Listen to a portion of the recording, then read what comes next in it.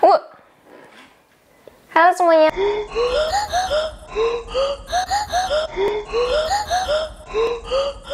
Jadi gua akan membahas tentang alasan kenapa CV kalian itu kayak kagak lolos-lolos gitu ya. Ibaratnya adalah kemungkinan kenapa CV kalian tidak lolos-lolos gitu.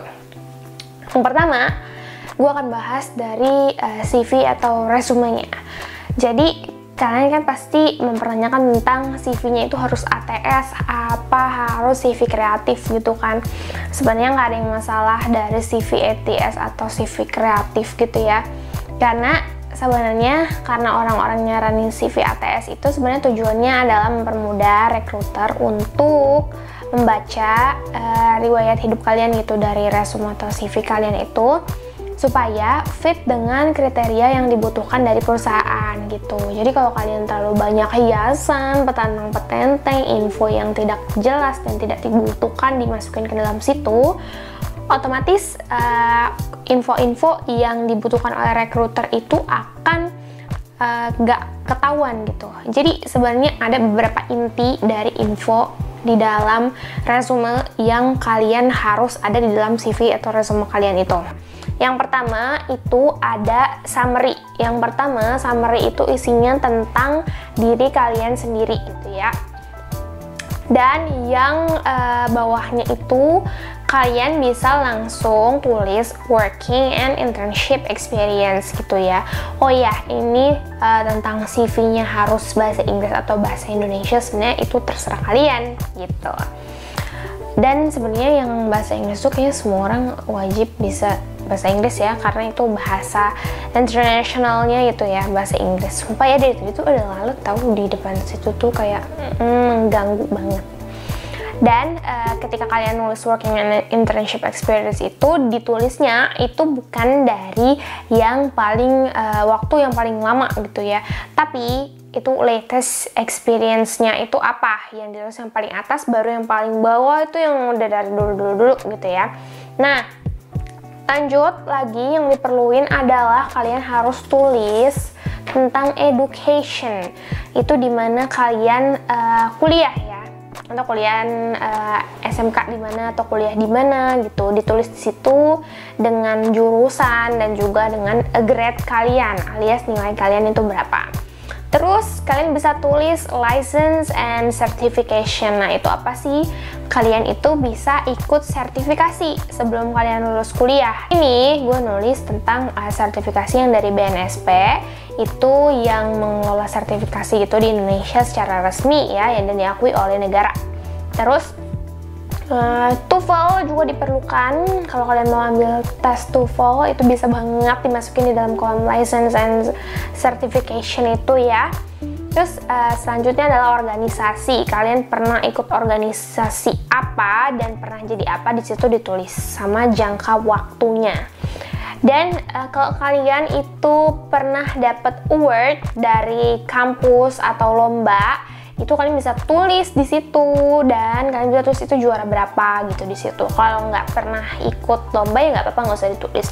Tapi ya kalian misalnya ikut kayak seminar-seminar gitu, gua rasa itu tidak perlu ditulis karena itu adalah tambahan aja gitu ya ibaratnya. Terus kalau kalian pernah terlibat di dalam sebuah event atau project gitu ya, kalian bisa masukin ke dalam pengalaman yang akan kalian tulis di resume itu. Dan juga yang terakhir, kalian bisa tulis skill yang kalian bisa, hard skill aja ya, atau soft skill juga mau ditulis juga boleh banget. Dan terakhir, bahasa yang kalian kuasai gitu ya.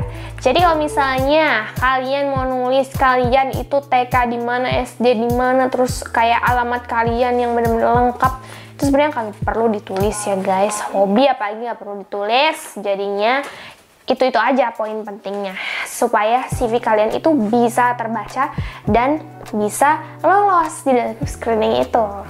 Nah, selain dari yang tadi itu ya, ada juga kemungkinan lain karena kalian tidak cocok dengan kriterianya.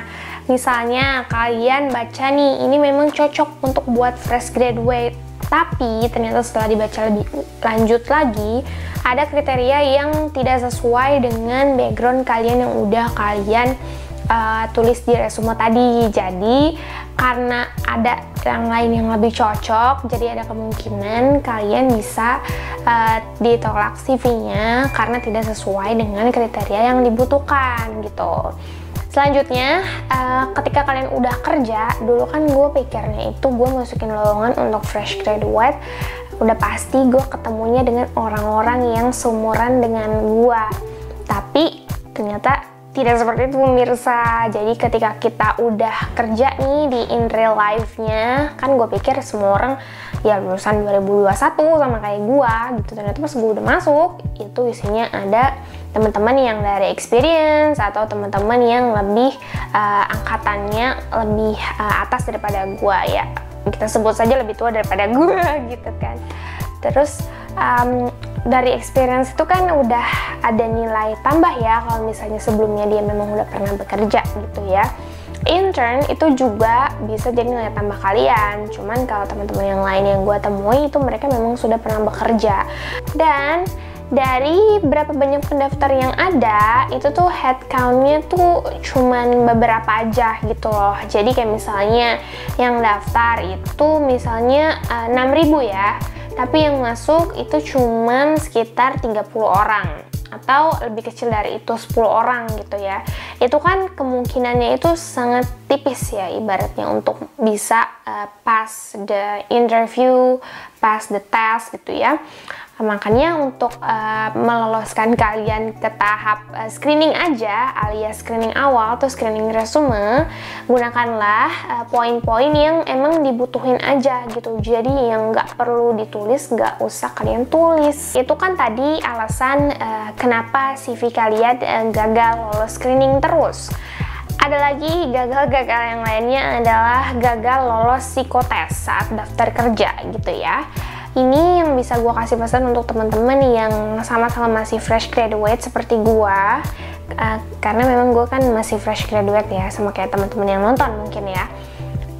Kalian berlatih untuk lihat buku psikotes terus dikerjakan gitu ya, karena nanti dalam psikotes cari kerja gitu ya, ibaratnya itu akan ada tes sebelum kalian bisa masuk di perusahaan itu ya. Kita nggak bicara tentang kehidupan setelah kerjanya, tapi ini adalah cuma persiapan untuk daftar kerjanya gitu ya. Jadi kayak kalian beli aja gitu buku latihan psikotes gitu ya. Yang bagus menurut gue itu adalah buku psikotes yang penyusunnya itu kayak dari UI gitu.